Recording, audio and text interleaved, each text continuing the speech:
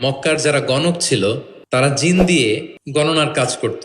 জিনদেরকে উপরে পাঠাতো, ফেরেশতারা কি কনভারসেশন করে এগুলো শুনে আসতো, এগুলো এসে গণকদেরকে বলতো, গণকরা এগুলো বলে বলে মক্কায় বিভিন্ন ধরনের সংশয় তৈরি করতো। কিন্তু যখন কোরআন নাজিল হওয়া শুরু হলো, আকাশের নিরাপত্তা জোরদার করা হলো, এখন আর জিনারা উপরে যেতে পারে না। উপরে গেলে আগুনের গোলা ছোড়া হয় ওদের গায়ে। এবার জিনারা একটা মিটিং বসলো, তারা বলতেছে ঘটনা কি, আগে তো অনেক ফেরেশতাদের কথা শুনে এসে গণকদের বলে দিতে পারতাম, এখন তো এই সুযোগটা নাই, ঘটনা কি, হোয়াট হ্যাপেন?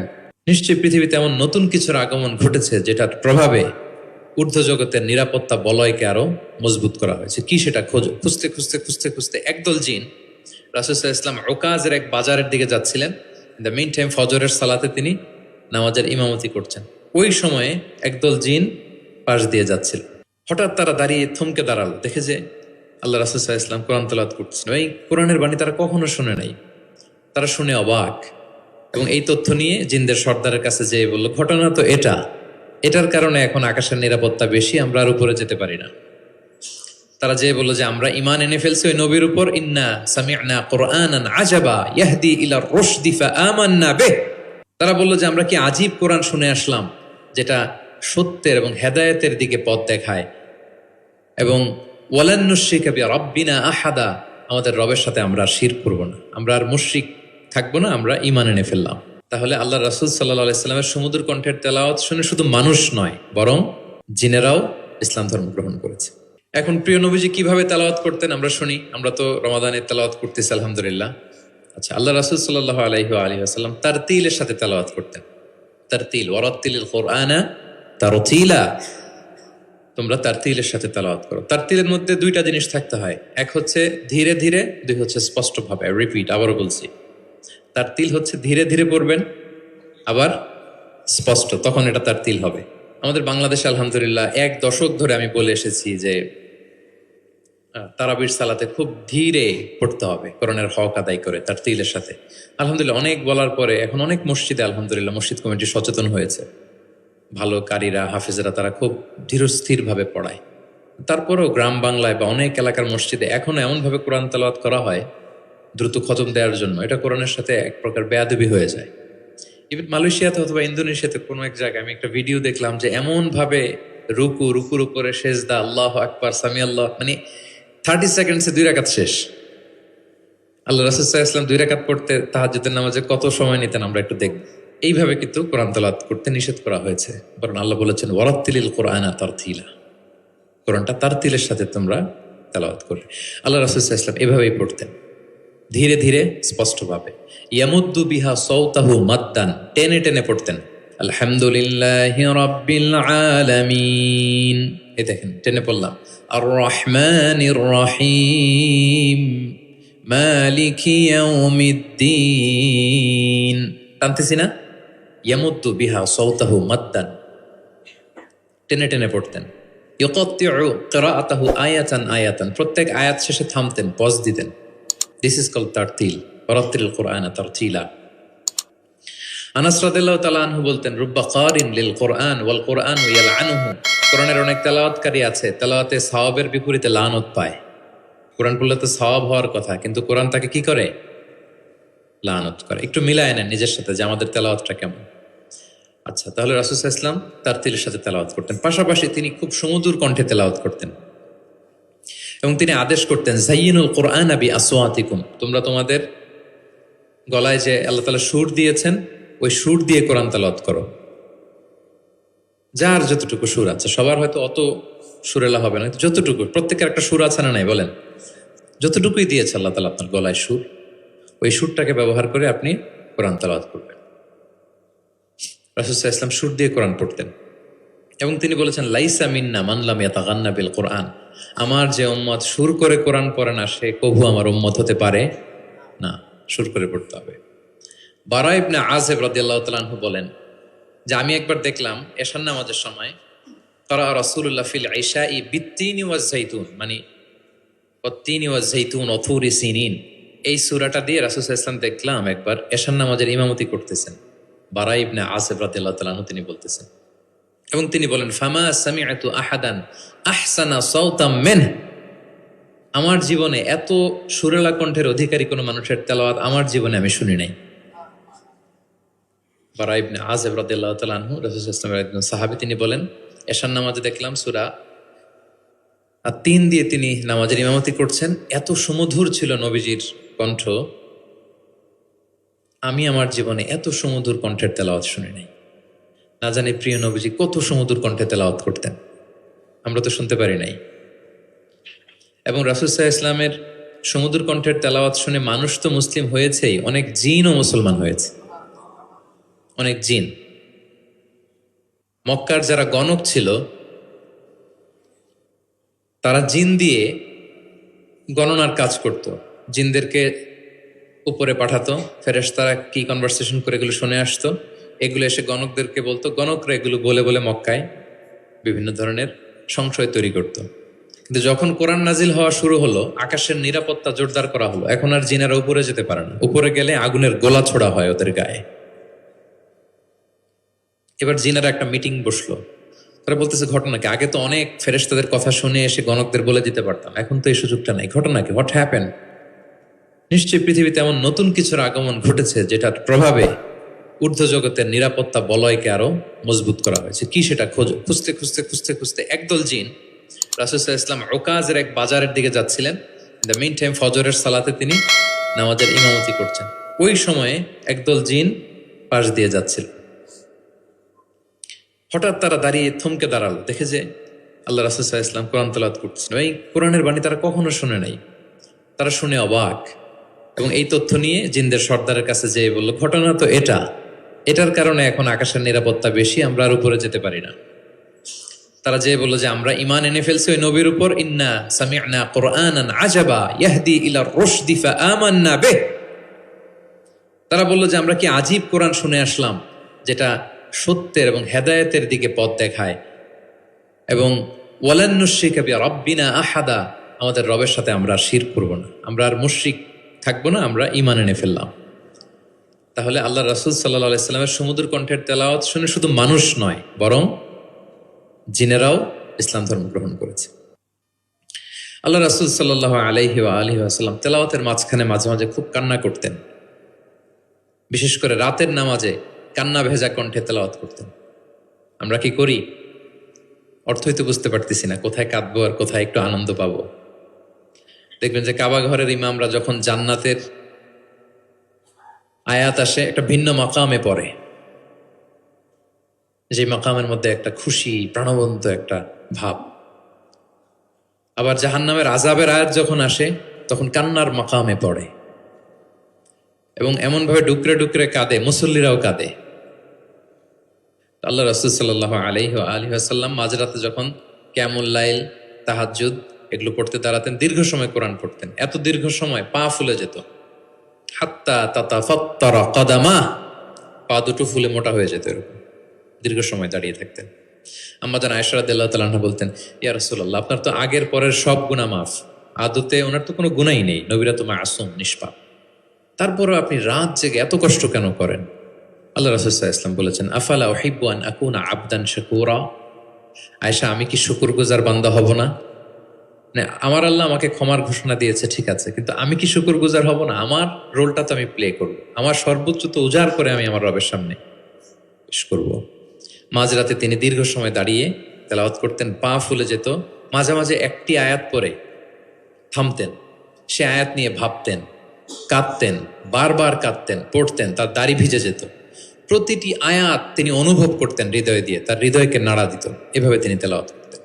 এক সাহাবী বর্ণনা করেন, একবার আল্লাহ রাসূল সাল্লাল্লাহু আলাইহি ওয়াসাল্লামকে আমি রাতের সালাতে দেখলাম, এমনভাবে তিনি কাঁদছেন, ওয়ালি জাউফিহি আজিরুন কা আজিরিল মিরজালি মিনাল বুকা। গরম পানি ফুটাতে দিলে ড্যাগের ভেতরে গরম পানির যেরকম টকবগে উতলে ওঠার একটা শব্দ, এরকম উতলে ডুকরে ডুকরে কান্নার একটা শব্দ আমি শুনতে পেলাম। এভাবে তিনি কাঁদছিলেন। যেদিন বদরের যুদ্ধ, তার আগের রাতে আলী রাদিয়াল্লাহু তাআলা আনহু বলেন, সেনাবাহিনীর ছাউনির মধ্যে সব সাহাবারা, 313 জন সাহাবা, সবাই রাতে ঘুমাচ্ছে একটু এনার্জি নেওয়ার জন্য, সকালে যুদ্ধ শুরু হবে। কিন্তু আমি দেখলাম সবাইকে ঘুম পাড়িয়ে আল্লাহ রাসূল সাল্লাল্লাহু আলাইহি ওয়াসাল্লাম নামাজে দাঁড়িয়ে কাঁদছেন। সব সাহাবারা ঘুমিয়ে আছে, কিন্তু আমি খেয়াল করে দেখি যে রাসূল সাল্লাল্লাহু আলাইহি ওয়াসাল্লাম ঘুমান নেই, গাছের নিচে দাঁড়িয়ে তিনি সারা রাত ব্যাপী কান্না করছেন আর তেলাওয়াত করছেন। এভাবে তিনি কোরআনকে ফিল করতেন। আমাদের আয়েশা বলেন রাতে এত কাঁদতেন মাঝে মাঝে তেলাওয়াত করতে করতে, হাত্তা বাল্লা হাজারা, জামা ভিজে যেত, হাত্তা বাল্লা লিহিয়াতা, দাড়ি ভিজে যেত, হাত্তা বাল্লাল আরদা, যেখানে সেজদা দিতেন জমিন ভিজিয়ে দিতেন কাঁদতে কাঁদতে। এবং রাতের সালাতে দীর্ঘ তেলাওয়াত করতেন। কিন্তু জামাতের নামাজ আবার অপেক্ষাকৃত সংক্ষিপ্ত করতেন, এটা সুন্নাহ। কারণ জামাতের নামাজ তো আর আমি একা পড়ছি না, আমার পেছনে অসুস্থ, বয়স্ক, সিনিয়র সিটিজেন, মুসাফির, ট্রাভেলার অনেকে থাকতে পারে। জামাতের সুযোগ পেলে আপনি শর্টকাট করবেন, মিনিমাম স্ট্যান্ডার্ডে শেষ করে দেবেন। কিন্তু একা যখন নামাজের সুযোগ পাবেন, আপনার নফল নামাজ, আপনার কেমন লাইল, তখন কি করবেন? ফালিউ তৌবিল মাশা আ, যত লম্বা মনে যায়। আমরা ভুল করি অনেকে, একা একা নামাজ পড়ার সময় তাড়াহুড়ো করে ফেলি। ইমামতির সুযোগ পাইছি তখন বিশাল লম্বা কেরাত, অপোজিট, মানে ভুল করে ফেলছি আমরা। এটা করব না। আমার এই ছোট্ট ভিডিওটা আমি আমার সোশ্যাল মিডিয়া হ্যান্ডেলে শেয়ার করেছিলাম। দেখলাম যে বাংলাদেশে শিক্ষিত সচেতন লোকজন অনেক অ্যাপ্রিসিয়েট করেছে। অনেক সময় এমন হয় যে প্রচণ্ড রোদ, জুমার সালাতে পাঁচতলা মসজিদ ভরে বারান্দা, রাস্তার মধ্যে। আমার অনেক সময় এমন হয়েছে যে সফরে আমি ফ্লাইট ধরবো, রাস্তায় জুমাতে আমি অংশগ্রহণ করেছি। প্রচণ্ড রৌদ্র, দাঁড়ানো যায় না, আবার ঝড় বৃষ্টি। তো এতগুলো মানুষ যে এখানে নামাজ পড়বে, এখানে যদি আপনি লম্বা কেরাত পড়েন তাহলে তো কষ্ট হয়ে যাবে মানুষের। একবার আল্লাহ রাসূল সাল্লাল্লাহু আলাইহি ওয়াসাল্লাম নামাজ একটু বেশি ছোট করে ফেললেন, সংক্ষিপ্ত করে। সাহাবারা বললেন, ইয়া রাসূলুল্লাহ, এত তাড়াতাড়ি নামাজ শেষ করলেন, এত তাড়াতাড়ি তো করতে দেখি না। তখন রাসূল সাল্লাল্লাহু আলাইহি ওয়াসাল্লাম বললেন, আমি যখন নামাজে ছিলাম, উইমেন প্রেয়ার্স এরিয়া, যেটা মানে মদিনার নারীরা তো পেছনে দাঁড়াতো, তিনি বললেন ওখান থেকে আমি একটা ছোট্ট বাচ্চার কান্নার আওয়াজ শুনতে পেলাম। আমার মনে হচ্ছিল ওই বাচ্চাটাকে সামলাতে বাচ্চাটার মায়ের বড্ড কষ্ট হয়ে যাচ্ছে, ওই মায়ের যাতে একটু কষ্ট কম হয় এজন্য নামাজটা আমি একটু শর্ট করে দিয়েছি। দেখেন, মানে অন্যের প্রতি সহানুভূতি এটা আমাদের মধ্যে নাই, যে আমার ভাইয়ের একটু সুবিধা হোক, আমার বোনদের একটু সুবিধা হোক, আমার কমিউনিটির একটু সুবিধা হোক, এইটা আমরা ফিল করি না। তিনি যখন একা সালাত পড়তেন অনেক লম্বা, কিন্তু জামাতের সালাতে তিনি সংক্ষিপ্ত সালাত আদায় করতেন। কত লম্বা? হুযাইফা ইবনুল ইয়ামান রাদিয়াল্লাহু তাআলা আনহু, নাম শুনেছেন ওনার? হুযাইফা মদিনার গোয়েন্দা বিভাগের প্রধান ছিলেন, হেড অফ ডিটেকটিভ ব্রাঞ্চ, আল্লাহ রাসূল সাল্লাল্লাহু আলাইহি ওয়াসাল্লামের গোয়েন্দা বিভাগের প্রধান। উনি এমন কিছু কথা কাউকে বলতেন না, কিন্তু শুধু হুযাইফাকে বলতেন। মদিনায় মোট কতজন মুনাফিক ছিল আল্লাহ রাসূল সাল্লাল্লাহু আলাইহি ওয়াসাল্লাম জানতেন, কাউকে বলেননি, শুধু হুযাইফাকে বলেছিলেন। এজন্য ওমরে ফারুক রাদিয়াল্লাহু তাআলা আনহু যখন খলিফা, তিনি যখন দেখতেন কেউ মারা যেত, হুট করে ইমামতি করতে যেতেন না, আগে দেখতেন যে ওই কাতারে হুযাইফা আছে কিনা। যদি দেখতেন যে হুযাইফা আছে, উনি ইমামতি করতেন। হুযাইফাকে এদিকে না দেখলে অন্য কাউকে দায়িত্ব দিয়ে দিতেন। এবং ওমরে ফারুক রাদিয়াল্লাহু তাআলা আনহু এত মুত্তাকি সাহাবী ছিলেন, একবার হুযাইফা ইবনুল ইয়ামানের কাছে যেয়ে বলে যে, হুযাইফা, আমি তো জানি না মদিনাতে কতজন মুনাফিক ছিল, এর নামগুলো তো রাসূল তোমাকে বলেছে, তুমি একটু আমাকে বলো যে আমি ওমরের নামটা আবার ওই লিস্টে আছে কিনা। আমার ভয় হয় যে আমি আবার মুনাফিকদের ভেতরে ঢুকে গেলাম কিনা। হুযাইফা ইবনুল ইয়ামান বললেন, আমিরুল মুমিনিন, আপনি কি বলেন? আল্লাহ রাসূল সাল্লাল্লাহু আলাইহি সাল্লাম তো বলেছেন যে আপনি কোনো রাস্তা দিয়ে যদি হাঁটেন, শয়তান যদি ওই রাস্তা দিয়ে আসে, আপনাকে দেখলে শয়তান ওই রাস্তা রেখে দিয়ে অন্য রাস্তা দিয়ে হাঁটে। কোশ্চিনকালেও মুনাফিকদের লিস্টে আপনার নাম থাকতে পারে না। তো এই হুযাইফা ইবনুল ইয়ামান রাদিয়াল্লাহু তাআলা আনহু, উনি বললেন, একবার রাতে আমি আল্লাহ রাসূল সাল্লাল্লাহু আলাইহি ওয়াসাল্লামের সাথে কিয়ামুল লাইল, মানে তাহাজ্জুদের নামাজে শরীক হওয়ার সুযোগ পেয়েছিলাম। একা একা নামাজ তিনি পড়তেছিলেন, হুযাইফা যে জয়েন করেছেন। তখন রাসূলুল্লাহ সাল্লাল্লাহু আলাইহি সাল্লাম সূরা বাকারা দিয়ে শুরু করলেন। কোন সূরা? বলেন, সবাই বলেন তো, কোন সূরা? কোরআনের সবচাইতে দীর্ঘতম সূরা। আয়াত কত? 286, মানে অনেক বড় সূরা। তো উনি শরীক হলেন, শরীক হওয়ার পরে আল্লাহ রাসূল সাল্লাল্লাহু আলাইহি সাল্লাম সূরা বাকারা দিয়ে শুরু করলেন। তো উনি ভাবলেন মনে হয় 100 আয়াত যাওয়ার পরে রাসূল সাল্লাল্লাহু আলাইহি সাল্লাম রুকুতে যাবেন। কত আয়াত যাওয়ার পরে? 100 আয়াত গেল, যায় না রুকুতে। 200 আয়াত গেল, তাও যায় না রুকুতে। 286 আয়াত শেষ, মানে সূরা বাকারাই, তাও রুকুতে যায় না। এরপরে রাসূল সাল্লাল্লাহু আলাইহি ওয়াসাল্লাম সূরা আলী ইমরান শুরু করেছেন, ওইটাও শেষ। এরপর রাসূলুল্লাহ সূরা নিসা শুরু করেছেন। Could you imagine that? আপনি চিন্তা করতে পারেন? তার মানে এক এক রাকাতে উনি 2 থেকে 3 ঘন্টা, মাঝে মাঝে এমন হয়েছে 2 রাকাতে সারা রাত শেষ কভার করে দিয়েছেন। এবং হুজাইফা বলেন, আমার কাছে মনে হলো যতক্ষণ তিনি দাঁড়িয়ে তেলাওয়াত করছিলেন ঠিক ততক্ষণ আবার রুকুতে ছিলেন, যতক্ষণ রুকুতে ছিলেন ঠিক ততক্ষণ আবার সেজদায় লুটিয়েছিলেন। 2 রাকাতে পুরো রাত তিনি শেষ করে দিয়েছেন। তাহলে রাতের সালাতে তিনি দীর্ঘ তেলাওয়াত করতেন।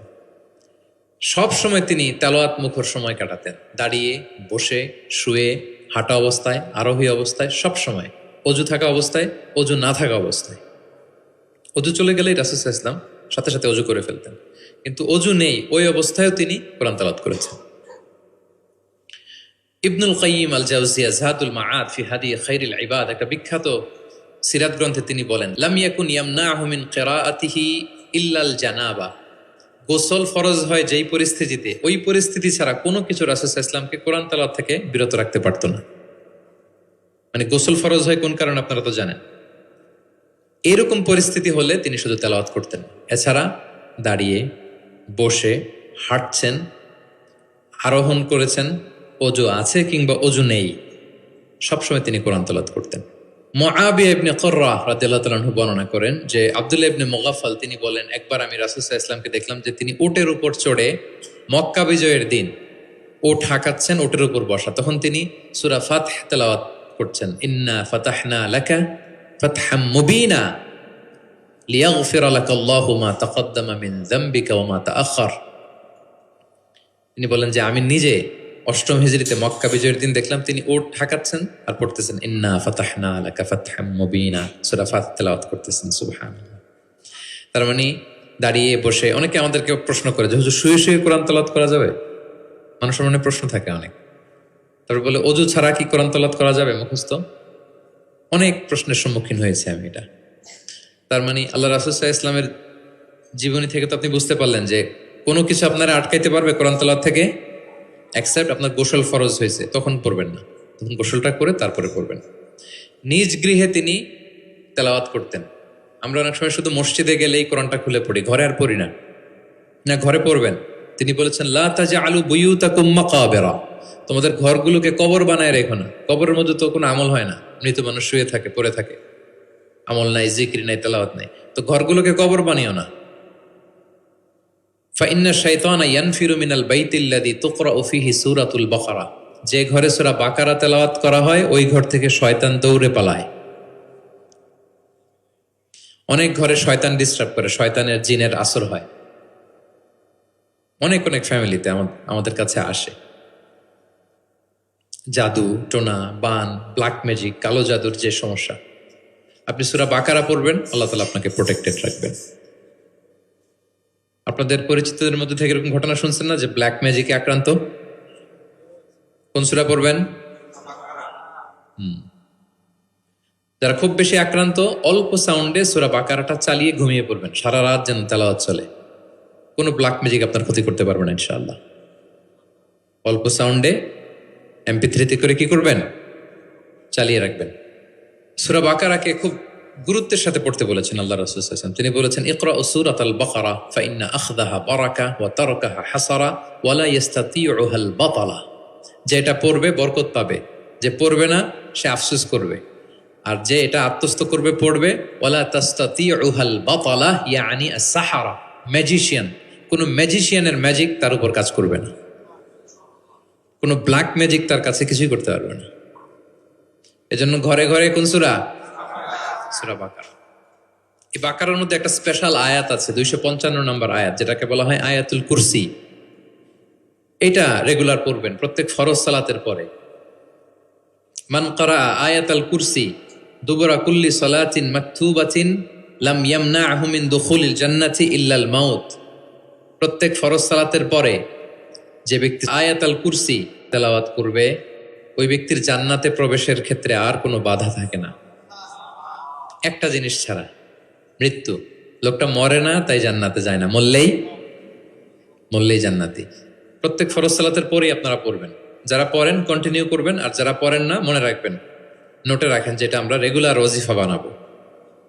ইট শুড বি রেগুলার ওয়াজিফা। আল্লাহ রাসূল সাল্লাল্লাহু আলাইহি সাল্লাম তিনি বলেছেন যে 7 কেরাতের যেটা দিয়ে সহজ লাগে সেটা দিয়ে তেলাওয়াত করতে পারবো, মানে ফ্লেক্সিবিলিটি আছে। আমরা এটা একটু একাডেমিক আলোচনা হয়ে যায়, তারপরে বলে রাখি, আমরা যেই তেলাওয়াতটা করি বা কোরআন পড়ি এটা রিওয়ায়াত হাফসান আসিমের তেলাওয়াত করি আর কি। এছাড়াও আরো অনেকগুলো 7টা কেরাত আছে, এগুলো যারা এলমুল কেরাতে যারা মাহের তারা জানে, তো সেগুলো দিয়েও আপনি তেলাওয়াত করতে পারবেন, ফ্লেক্সিবিলিটি আছে। হ্যাঁ, এটার পরে আরেকটা বিখ্যাত কেরাত আছে ওয়ার্শের কেরাত, রেওয়ায়ত ওয়ার্শান নাফিয়া, এরকম কুম্বুলের কেরাত আছে, এরকম অনেকগুলো কেরাত আছে। এই কেরাত আপনি পড়তে পারবেন। যেমন আরো সহজ করে বলি, আমরা যেমনি পড়ি ওয়াদ্দোহা ওয়াল্লাইলি ইযা সাজা, আরেকটা মোতাওয়াতির সনদের এরকম কেরাত আছে, তারা পড়ে ওয়াদ্দোহে। আমরা পড়ি কি ওয়াদ্দোহা, ওই কেরাতে কি পড়ে ওয়াদ্দোহে। আমরা পড়ি ওয়াল্লাইলি ইযা সাজা, ওরা পড়ে ওয়াল্লাইলি ইযা সাজে। আমরা পড়ি ইহদিনাস সিরাতাল মুস্তাকিম, তারা বলে ইহদিনাজ সিরাতাল মুস্তাকিম। আমরা পড়ি মালিকি ইয়াউমিদ্দিন, এরা পড়ে মালিকি ইয়াউমিদ্দিন। এরকম কিছু পার্থক্য আছে। তো ওই কেরাতগুলোও সহিহ মুতাওয়াত্তির সনদে আসছে। আল্লাহ রাসূল সাল্লাল্লাহু আলাইহি ওয়াসাল্লাম বলেন 7 কেরাতের যেটা দিয়ে সহজ লাগে তোমরা পড়ো। যেমন বাংলা ভাষা একটার মধ্যে আঞ্চলিকতা আছে না, নোয়াখালীর এরাও বাংলা বলে কিন্তু একটু ভিন্ন, সিলেটের ভাইরা একটু ভিন্ন, চট্টগ্রামের এরা বাংলাইতে বলে নাকি, চট্টগ্রামের লোকেরা কোন ভাষায় কথা বলে, ফার্সিতে, বাংলা, কিন্তু আপনি হয়তো বুঝবেন না, এমন এমন শব্দ আপনি বুঝবেন না, কিন্তু তারা প্রত্যেকেই বাংলা বলে। তো একই আরবির মধ্যেও অনেক আঞ্চলিকতা আছে। এই 7টা আঞ্চলিকতায় কোরআন নাজিল হয়েছে। রাসূল সাল্লাল্লাহু আলাইহি ওয়াসাল্লাম বলেন যেটা সহজ লাগে পড়ো। তো একবার হিশাম বিন হাকিম বিন হিজাম উনি একবার সূরা ফুরকান পড়তেছেন এমন একটা কেরাতে, যেই কেরাত ওমর রাদিয়াল্লাহু তাআলা আনহু শোনেন নাই। উনি তো আবার খুব রাগী ছিলেন, ইসলামের কোনো রুল ভায়োলেট হয়েছে দেখলে তাৎক্ষণিক অ্যাকশন নিতেন, ডাইরেক্ট অ্যাকশন নিতেন। তো উনি ভাবছে যে কোরআনকে বোধহয় সে বিকৃত করে পড়ছে, এই কেরাতটা ওনার আবার জানা ছিল না। উনি ধরে চাদর ধরে টেনে হিচড়ে রাসূল সাল্লাল্লাহু আলাইহি ওয়াসাল্লামের কাছে নিয়ে আসছে, বলছে ইয়া রাসূলুল্লাহ দেখেন কিভাবে কোরআনকে বিকৃত করে। আল্লাহ রাসূল সাল্লাল্লাহু আলাইহি ওয়াসাল্লাম বললেন ওমর শান্ত হও, আগে তাকে ছাড়ো। ওমর রাদিয়াল্লাহু তাআলা ছাড়লেন। রাসূল সাল্লাল্লাহু আলাইহি ওয়াসাল্লাম বললেন আরসিলহু ইকরা, এই ওমর রাখো, ছাড়ো, আচ্ছা পড়ো কিভাবে পড়ছে। তো হিশাম বিন হাকিম বিন হিজাম তেলাওয়াত করে শোনালেন সূরা ফুরকান। রাসূল সাল্লাল্লাহু আলাইহি ওয়াসাল্লাম বললেন হাকাযা উনজিলাত, কোরআন তো এভাবেও নাজিল হয়েছে। আচ্ছা ওমর তুমি কিভাবে জানো? ওমর রাদিয়াল্লাহু তাআলা বললেন ইয়া রাসূল আপনি তো আমাদেরকে এইভাবে শিখিয়েছেন। তখন রাসূল সাল্লাল্লাহু আলাইহি ওয়াসাল্লাম বললেন ওয়া হাকাযা উনজিলাত, এভাবেও নাজিল হয়েছে। উনজিলাল কুরআনু আলা সাবআতি আহরুফ, আরবি ভাষা 7টা ডায়ালেক্টে, 7 ডায়ালেক্টে কোরআন নাজিল হয়েছে। ফাকরাউ মা তায়াসসারা মিন, যেটা দিয়ে সহজ লাগে। ওয়াদোহা পড়লেও হবে, দোহে পড়লেও হবে, হ্যাঁ সবটাই পড়তে পারবে, দোহাও হবে দোহেও হবে। আল্লাহ রাসূল সাল্লাল্লাহু আলাইহি ওয়াসাল্লাম অন্যকে কোরআন তেলাওয়াত শোনাতেন। উবাই ইবনে কাব রাদিয়াল্লাহু তাআলা আনহুকে বললেন ইন্নাল্লাহা আমারানি আন আকরা আলাইকাল কুরআন, হে উবাই আল্লাহ তাআলা আমাকে আদেশ করেছেন আমি নবী যেন তোমার কাছে কোরআন শোনাই। উবাই ইবনে কাব বললেন আল্লাহু সাম্মানি, নবীজি আপনি বলেন কি, আল্লাহ আমার নাম ধরে বলছে? মানে খুশিতে বাকবাকুম, আনন্দে আত্মহারা, শিহরিত, ইয়া রাসূলুল্লাহ আমি উবাইয়ের নামটা ধরে আল্লাহ বলছেন? আল্লাহ রাসূল সাল্লাল্লাহু আলাইহি ওয়াসাল্লাম বললেন নাম, তোমার নাম ধরে বলেছেন। আল্লাহ তাআলা আমাকে বলেছেন আমি যেন সূরা বাইকিনা লাম ইয়াকুনিল্লাযীনা কাফারু, এই সূরাটা যেন আমি তোমার সামনে শোনাই। ফাযারাফাত আইনাহু, তিনি কাঁদতে আরম্ভ করলেন শুনে, কারণ ওনার নাম ধরে যদি আল্লাহ তাআলা বলেন এটা ওনার জন্য কত বড় প্রেস্টিজিয়াস এবং সৌভাগ্যের একটা ব্যাপার। তাহলে অন্যকে কোরআন শোনাতেন। আচ্ছা, আবার আল্লাহ রাসূল সাল্লাল্লাহু আলাইহি ওয়াসাল্লাম মাঝে মাঝে অন্যদের থেকে শুনতেন, অন্যের কণ্ঠে কোরআন শোনারও একটা আনন্দ আছে, কি বলেন? ইবনে মাসউদ রাদিয়াল্লাহু তাআলা আনহুকে একবার বললেন ইকরা, ইবনে মাসউদ একটু কোরআন তেলাওয়াত করো তো। তো তিনি বললেন আকরা ওয়া আলাইকা উনজিল, হে নবী আপনার সামনে দাঁড়িয়ে আমি এত বড় স্পর্ধা আমি তেলাওয়াত করব, আপনার উপর আকাশ থেকে কোরআন নাজিল হয়। আল্লাহ রাসূল সাল্লাল্লাহু আলাইহি ওয়াসাল্লাম বললেন ইন্নী উহিব্বু আন আসমাআহু মিন গায়রি, আমি তোমাদেরকে শোনাতে যেমনি পছন্দ করি তোমাদের থেকে শুনতেও পছন্দ করি। তিনি সূরা নিসা তেলাওয়াত করে শোনালেন। কেন শুনলেন? আব্দুল্লাহ ইবনে মাসউদের থেকে, কারণ আল্লাহ রাসূল সাল্লাল্লাহু আলাইহি সাল্লাম টার্গেট করেছিলেন যে আব্দুল্লাহ ইবনে মাসউদ এই উম্মার কোরআনের টিচার হবে। কি হবে? মানে যার যেদিকে মেধা আল্লাহ রাসূল সাল্লাল্লাহু আলাইহি ওয়াসাল্লাম ওই প্রতিভা ওইদিকে কাজে লাগাতেন। যার যেদিকে মেধা, এই যে বললাম হুযাইফা ইবনুল ইয়ামান গোয়েন্দা বিভাগের প্রধান, কেন জানেন? তার এই দিকে আগ্রহ বেশি। মুআয ইবনে জাবাল উনি মদিনা রাষ্ট্রের সিনিয়র আমলা ছিলেন, প্রশাসনিক কাজ ভালো বুঝতেন। হাসান বিন সাবেত লেখালেখি জানতেন, ওনাকে জাতীয় কবি ঘোষণা দিচ্ছেন যে তুমি ন্যাশনাল পয়েন্ট, যাও কবিতা লিখো। একবার মক্কা থেকে তিনি ফিরতেছেন, নামাজ হবে, এক সাহাবী আজান দিচ্ছেন, তো কিছু মুশরিক ছেলে এখনো মুসলিম হয় নাই, ওরা আজানকে ব্যঙ্গ করতেছে। মুখ ভেঙানো বোঝেন না, মানে যেটা বলে ওইটাই ব্যঙ্গ করে করে বলতেছে। তো দেখেন রাসূল সাল্লাল্লাহু আলাইহি ওয়াসাল্লাম রেগে যাওয়ার কথা ছিল না, আজান দিচ্ছে আমার সাহাবী আর মুশরিক ছেলেগুলো তাকে ব্যঙ্গ করতেছে। উনি রেগে না যেয়ে দেখলেন যে মুশরিক ছেলেগুলোর মধ্যে একটা ছেলের কণ্ঠ তো খুব চমৎকার, ওকে ডাকলেন, ডেকে ওর মাথার চুলের ঝুঁটি বেঁধে ধরলেন, বলেন এই একটু আগে কি বলতেছিলে, জোরে বলতো, মানে আরো জোরে বলো। এবার সে বলতে আরম্ভ করতেছে, কিন্তু আশহাদু আন্না মুহাম্মাদুর রাসূলুল্লাহ এটা আর বলে না, এটা বললে তো শাহাদাত দেয়া মুসলিম হয়ে যায়। রাসূল সাল্লাল্লাহু আলাইহি ওয়াসাল্লাম ধমক দিয়ে বললেন, এই বলো, এটাও বলো। তখন সে এটাও বলছে, মাথার চুলের ঝুঁটি ধরে বলছে। বলার পরে রাসূল সাল্লাল্লাহু আলাইহি ওয়াসাল্লাম তার জন্য দোয়া করলেন, ওই দোয়ার বরকতে সে কালিমা পড়ে মুসলমান হয়ে গেল। এবার আল্লাহ রাসূল সাল্লাল্লাহু আলাইহি ওয়াসাল্লাম বললেন, তোমার কণ্ঠ যেহেতু সুন্দর, তোমাকে আমি মক্কার মসজিদের মুয়াজ্জিন বানাই দিলাম, তুমি যে আজান দিবা। দেখেন কেমন একটা ঘটনাকে কিভাবে টুইস্ট করে অন্যদিকে নিয়ে গেলেন। রেগে যাওয়ার কথা ছিল, কিন্তু দেখলেন যে প্রতিভা আছে তো এর মধ্যে, এত উঁচু গলা, একে মুয়াজ্জিন বানানো যায়। তিনি হয়ে গেলেন বাইতুল্লাহর মুয়াজ্জিন। এবং ওই যে মুশরিক থাকা অবস্থায় ওনার মাথার চুলের ঝুঁটি ধরে রাসূল সাল্লাল্লাহু আলাইহি ওয়াসাল্লাম বলছেন, এই আজান দাও। ওই যে রাসূল সাল্লাল্লাহু আলাইহি ওয়াসাল্লামের বরকতের হাত মাথার চুলে লেগেছিল, উনি মৃত্যুর আগ পর্যন্ত ওই চুলগুলো আর কাটেন নাই কোনোদিন। উনি এদিকে চুল কাটতেন, এদিকে কাটতেন, এদিকে কাটতেন, সামনের চুল কাটতেন না। যখন জিজ্ঞেস করা হতো আপনি এরকম হেয়ার কাট কেন আপনার, বলতেছে আমি মুশরিক অবস্থায় আমার প্রিয় নবীজি আমার মাথার চুলের ঝুঁটি ধরে আমাকে আজানের তালিম দিয়েছিলেন, ওনার বরকতময় হাতের ছোঁয়া আমার এই চুলে লেগেছে, আমি চাই এই চুলগুলো সাথে নিয়ে আমি কবরে যাব। এবং ওই চুলগুলো সাথেই ওনাকে কবর দেয়া হয়েছে। ওই চুলগুলোকে উনি পেঁচিয়ে একটা পাগড়ির মতো করে, বড় হয়ে গেছে তো অনেক, এটা পেঁচিয়ে পাগড়ির মতো করতেন, এরপরে উনি টারবান পড়তেন, পাগড়ি পড়তেন। তাহলে প্রিয় ভাইয়েরা, আব্দুল্লাহ ইবনে মাসউদ রাদিয়াল্লাহু তাআলা আনহুকে রাসূল সাল্লাল্লাহু আলাইহি ওয়াসাল্লাম টার্গেট করেছিলেন যে উনি এই উম্মতের কোরআনের টিচার হবে। কি হবে? এজন্য বলেন পড়ো তো ইবনে মাসউদ, তিনি পড়ে শোনালেন। এবং তিনি বলেছেন, মান আহাব্বা আন ইয়াকরা আল কোরআনা গাদ্দান কামা উনজিল ফালইয়াকরাহু আলা কিরাআতি ইবনে উম্মি আবদ। জিবরিল যেভাবে কোরআন নাজিল করেছে হুবহু এইভাবে কোরআন যে শিখতে চায়, সেজন্য ইবনে মাসউদের কাছে কোরআন শেখে। সাহাবারা ইবনে মাসউদ রাদিয়াল্লাহু তাআলা আনহুর কাছে এভাবে কোরআন শিখতেন। তাহলে দেখেন, কোরআন অন্যকে শোনাতেন, অন্যদের থেকে শুনতেন, এবং কোরআন যারা শিখে এবং শেখায় তাদেরকে তিনি শ্রেষ্ঠ বলে ঘোষণা দিয়েছেন, খায়রুকুম মান তাআল্লামাল কুরআনা ওয়া আল্লামা। যে কোরআন শেখে এবং শেখায় সে তোমাদের মাঝে শ্রেষ্ঠ। আপনি যদি শিখেন, লজ্জার কিছু নাই যে বয়স আমার 40 হয়ে গেছে, 50 হয়ে গেছে, আমি তো পারি না। না, এটা আপনার জন্য সৌভাগ্যের, it's a blessing, you are lucky, it's an honour. Allah যে সুযোগ দিয়েছেন আপনি শিখবেন, কোরআন শোনাবেন। আপনি যদি শোনান আপনি শ্রেষ্ঠ, যিনি আপনাকে শোনায় সেও শ্রেষ্ঠ। মানে এমন এক মেকানিজম, কোরআন শিখলেও সে শ্রেষ্ঠ, আবার যে শেখায় সেও শ্রেষ্ঠ। আমরা এই অ্যাক্টিভিটিজের সাথে যেন জড়িত থাকি। এবং কারো সুন্দর কণ্ঠ দেখলে আল্লাহ রাসূল সাল্লাল্লাহু আলাইহি ওয়াসাল্লাম প্রশংসা করতেন। আবু মুসা আল আশআরী রাদিয়াল্লাহু তাআলা আনহু একবার মসজিদে নববীতে তেলাওয়াত করতেছিলেন, আল্লাহ রাসূল সাল্লাল্লাহু আলাইহি ওয়াসাল্লাম পাশ দিয়ে যাচ্ছেন। আরেক বর্ণনা আছে ওনার ঘরে তেলাওয়াত করতেছিলেন, উনি রাতে ওনার বাসার পাশ দিয়ে যাচ্ছেন, হঠাৎ কান লাগিয়ে শুনলেন এত সুন্দর গলা, তিনি বুঝতে পারলেন এটা আমার আবু মুসা আল আশআরীর কণ্ঠ। তো সকালবেলা ফজরের পরে আবু মুসাকে ডেকে বললেন, আবু মুসা, লাকাদ উতিতা মিজমারান মিন মাযহামিরি আলি দাউদ। দাউদ নবীর গলায় আল্লাহ যে সুরের ঝংকার দিয়েছেন, এই উম্মতের মধ্যে তোমার গলায় আল্লাহ সে সুরের লহরী ঢেলে দিয়েছেন। তাও মুসা বলে, ইয়া রাসূলুল্লাহ, আমি তো কখনো আপনার সামনে তেলাওয়াত করিনি, আপনি কি করে বুঝলেন? তো রাসূল সাল্লাল্লাহু আলাইহি ওয়াসাল্লাম বললেন, গত রাতে তোমার ঘরের পাশ দিয়ে যাচ্ছি, তোমার তেলাওয়াত শুনে আমি থমকে দাঁড়িয়েছি, যতক্ষণ পড়েছো আমি শুনেছি।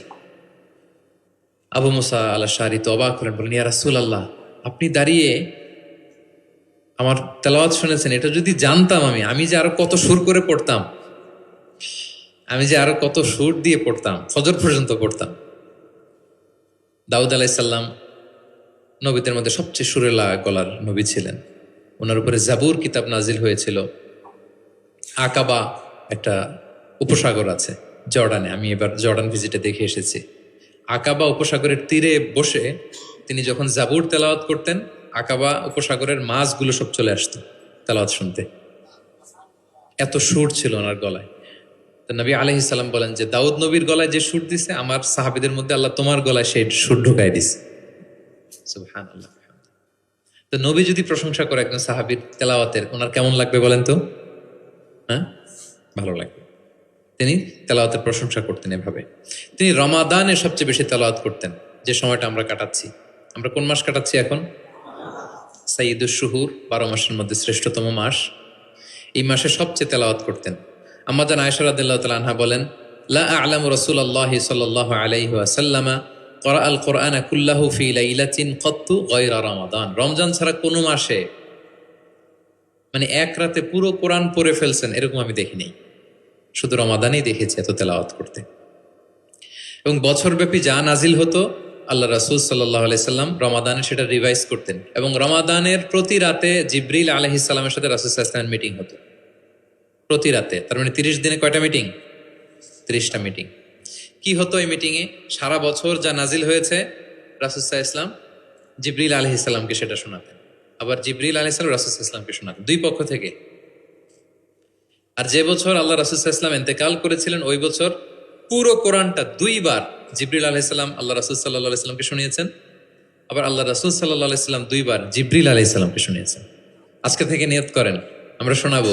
আপনি ভাবিকে শোনাবেন, ভাবি আপনাকে শোনাবে, আপনি আপনার মেয়েকে শোনাবেন, আপনার মেয়ে আপনাকে শোনাবে, যে সূরাটাই পারেন। ঘরটা একটা কোরআনময় ফ্যামিলি হবে আমাদের ফ্যামিলিটা, কি বলেন?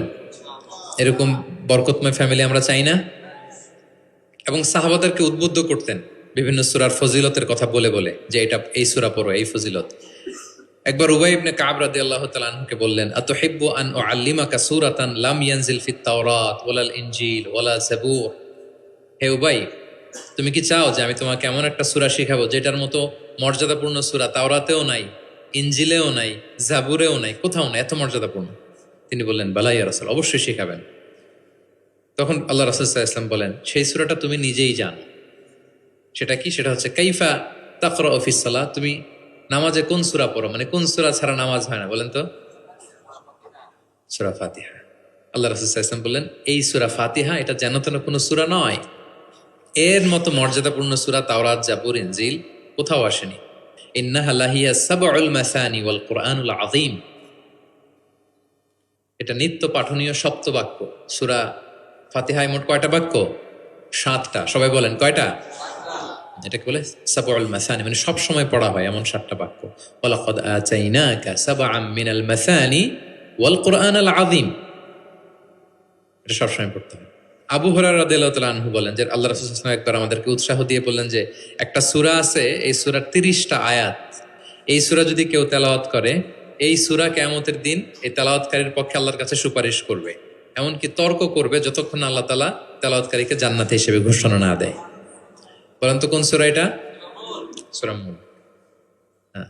অনেক মানুষ, আলহামদুলিল্লাহ শতাধিক মানুষ দেশে বিদেশে এয়ারপোর্টে আমাকে দেখা হইলেই বলে যে শেখ আপনার সূরা মুলকের তাফসীর শুনে আমি সূরা মুলক মুখস্থ করেছি।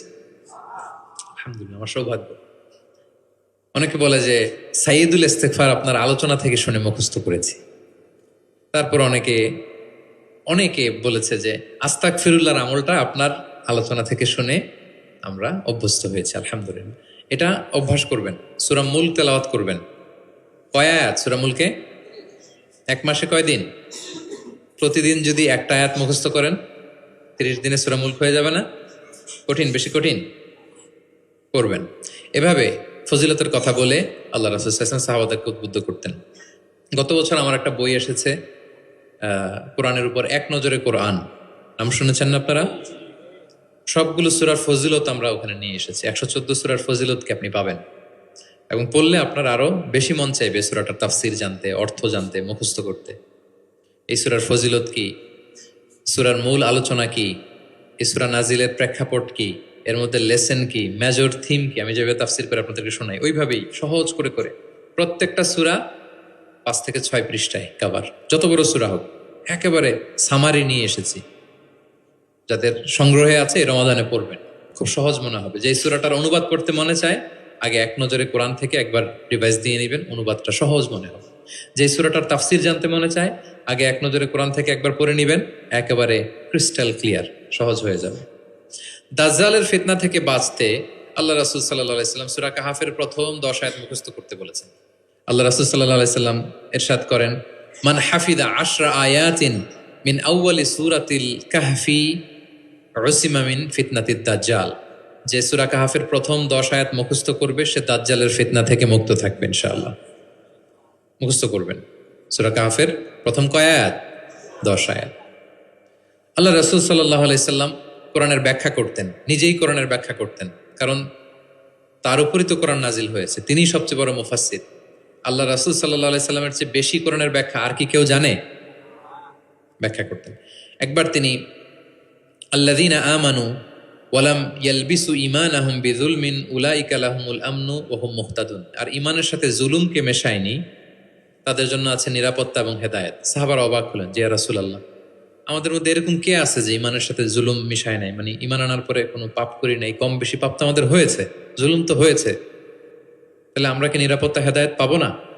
তো রাসূল সাল্লাল্লাহু আলাইহি ওয়াসাল্লাম বললেন যে এই জুলুম দ্বারা ওই জুলুম উদ্দেশ্য না, এই জুলুম দ্বারা উদ্দেশ্য হচ্ছে শিরক। এই জুলুম দ্বারা উদ্দেশ্য কি? এই যে ব্যাখ্যা করে দিচ্ছেন, সাহাবীদের ভুল ধারণা ভাঙায় দিচ্ছেন।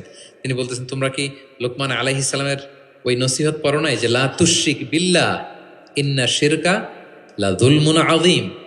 ওনার ছেলেকে বলতেছেন যে বাবা শিরক করো না, শিরিক সবচেয়ে বড় জুলুম। শিরিক সবচেয়ে বড় কি? কারণ এই জুলুমটা মানুষ কার উপর করে? আল্লাহর উপর করে। তাহলে জুলুম মানে হচ্ছে এই আয়াতের মধ্যে শিরক। তাহলে স্বয়ং রাসূলুল্লাহ সাল্লাল্লাহু আলাইহি ওয়াসাল্লাম নিজে ব্যাখ্যা করে দিয়েছেন, সাহাবারা ওনারা ক্লিয়ার হয়ে গেলেন। কোরআনে যারা অধিক পারদর্শী তাদেরকে রাসূল সাল্লাল্লাহু আলাইহি ওয়াসাল্লাম প্রায়োরিটি দিতেন। কি দিতেন? প্রায়োরিটি। আল্লাহ রাসূল সাল্লাল্লাহু আলাইহি ওয়াসাল্লাম বলেছেন, ইয়া উম্মুল কওমা আকরাউহুম লিকিতাবিল্লাহ। একসাথে ধরেন যে অনেকে হয়েছেন, তো ইমামতি করবে কে? আমরা 5 ভাই একসাথে হইছি, নামাজের সময় হয়েছে, ইমামতি কে করবে? হ্যাঁ, যে কোরআন ভালো জানে। আকরাউহুম লিকিতাবিল্লাহ, আল্লাহর কিতাব যে বেশি জানে, বেশি ব্যাখ্যা জানে, বেশি মুখস্থ সে। আচ্ছা, ওয়া ইন কানাত কিরাআতুহুম সাওয়া, যদি তাদের সবার কেরাত সমান হয় তখন রাসূল সাল্লাল্লাহু আলাইহি ওয়াসাল্লাম বলেন ফাইয়া উম্মুহুম আকদামুহুম হিজরাতান, তাহলে যে আগে হিজরত করছে সে, মানে তখন আগে হিজরত, যে আগে হিজরত করেছে তাদের মর্যাদা বেশি ছিল। ফা ইন কানু ফিল হিজরাতি সাওয়া, হিজরতেও যদি সমান হয়, ধরেন যে 5 জন একসাথে হিজরত করছিল, এই 5 জন মিলে এখন নামাজ পড়বে, তো এখন কে? আল্লাহ রাসূল সাল্লাল্লাহু আলাইহি ওয়াসাল্লাম বললেন ফাইয়া উম্মুহুম আকবারুহুম সিন্নান, যার বয়স বেশি সে, যে সিনিয়র সে ইমামতি করবে। তাহলে সবচেয়ে বেশি অগ্রাধিকার কাকে দিলেন? যে কোরআন বেশি জানে। এবং তিনি দোয়া করতেন, আল্লাহ কোরআনকে আমার হৃদয়ের বসন্ত বানিয়ে দেন, আল্লাহ আমার অন্তরের জ্যোতি বানিয়ে দেন, আল্লাহ আমার কষ্ট দূরের কারণ বানিয়ে দেন। এই দোয়াটা মালয়েশিয়াতে তো কুনুতের মধ্যে সবসময় পরে দেখি আমরা, আল্লাহুম্মা জাআলিল কোরআন আল আযীমা রাবিআ কুলুবিনা ওয়া নূরা সুদুরিনা ওয়া জালাআ আহজানিনা ওয়া যাহাবা হুমুমিনা ওয়া গুমুমিনা। শুনছেন না আপনারা? রাসূল সাল্লাল্লাহু আলাইহি ওয়াসাল্লাম যেই ভাষায় বলেছেন সেটা হচ্ছে তাজআলুল কোরআন রাবিআ কলবি, আল্লাহ এই কোরআনকে আপনি আমার অন্তরের বসন্ত বানান, প্রশান্তি বানান। নূরা সদরি, আমার অন্তরের বুকের আলো বানান, হৃদয়ের আলো। আমার দুঃখের অপসারণকারী বানান, আমার দুশ্চিন্তা দূরকারী বানান। এই দোয়াটা আপনারা করবেন। আল্লাহ রাসূল সাল্লাল্লাহু আলাইহি ওয়াসাল্লাম শেষ বয়সে ওনার চেহারায় কিছুটা বার্ধক্যের ছাপ চলে এসেছিল। আবু বকর রাদিয়াল্লাহু তাআলা আনহু একবার জিজ্ঞেস করছিলেন যে ইয়া রাসূলুল্লাহ কদ শিবতা, আপনার চেহারায় কেমন যেন বার্ধক্যের ছাপ চলে আসছে। আল্লাহ রাসূল সাল্লাল্লাহু আলাইহি ওয়াসাল্লামের দাড়ি এবং চুল মিলে, সব মিলে 20টার বেশি চুল পাকে নাই। এক বর্ণনায় এসেছে 17টা, আরেক বর্ণনায় 18টা। মুহাদ্দিসিন একরাম বলেছেন যে এত অল্প কিছু চুলদারি পেকেছিল যে গুনা যেত, গুণে দেখা গেছে 17, 18, সবশেষে যখন বেড়েছে হয়তো 20। যেন মুহাদ্দিসিন একরাম একমত যে ওনার 20টার বেশি চুলদারি পাকে নাই। কোথায় বেশি পাকছে? এইদিকে, এদিকে কয়েকটা পাকছে, নিমদারের এখানে কয়েকটা পাকছে, হাদিসে আছে। তা আবু বকর রাদিয়াল্লাহু তাআলা আনহু বললেন ইয়া রাসূলুল্লাহ কদ শিবতা, আপনার চেহারায় কেমন যেন বার্ধক্যের ছাপ। তখন আল্লাহ রাসূল সাল্লাল্লাহু আলাইহি ওয়াসাল্লাম বললেন শাইয়াবাতনি হুদ ওয়াল ওয়াকিআ ওয়াল মুরসালাত ওয়া আম্মা ইয়াতাসাআলুন ওয়া ইযা শামসু কুবিরাত। আবু বকর বলো না আর, এই 5টা সূরা আমাকে বার্ধক্যে উপনীত করে দিয়েছে। কারণ এই 5টা সূরার ভিতরে কিয়ামতের বিভীষিকার বর্ণনা এমন ভাবে আল্লাহ তুলে ধরেছেন। আল্লাহ রাসূল সাল্লাল্লাহু আলাইহি ওয়াসাল্লাম এত উদ্বিগ্ন থাকতেন উম্মতকে নিয়ে, নিজের জন্য না, আমাদের জন্য, যে হায় রে কিয়ামতের এই বিভীষিকাময় মুহূর্তে আমার গুনাহগার উম্মতের কি হবে।